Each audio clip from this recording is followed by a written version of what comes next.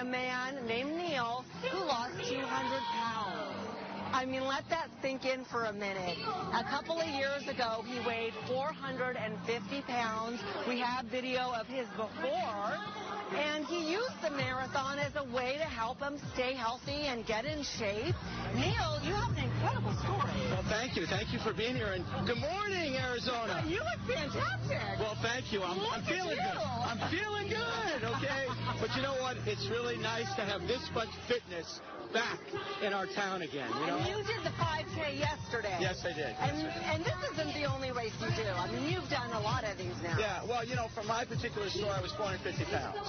I was a prisoner of my job. I came here, I worked for the Rattlers. And then as it evolved, I kind of realized my wellness clock was ticking. And it was, because I actually, after I lost over 199 pounds, I had a heart attack. So for those people out there, it's never too late. You never know what's going to happen, and you never know to the point how you can fix yourself. And in our case, my case, I did. I went to Orange Theory Fitness. I learned nutrition, and it was great. And now this. And you use races like this to just keep you motivated and keep you healthy. Right. Well, I tell people I couldn't walk around the block in 2014 because, you know, when you're over 400 pounds, right?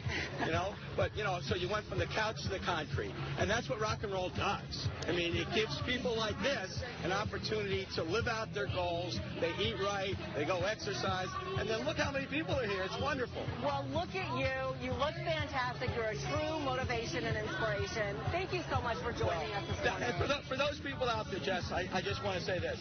It starts with your attitude. An attitude's like a flat tire. If you don't fix it, you don't go very far. I love that. Thank you so much. It's rock and rollers. Isn't he the best? I love this guy.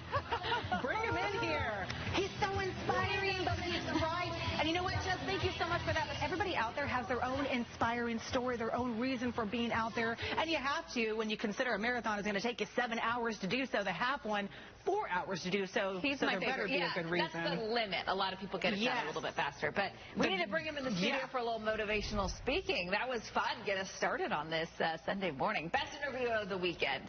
Remember the Rock and Roll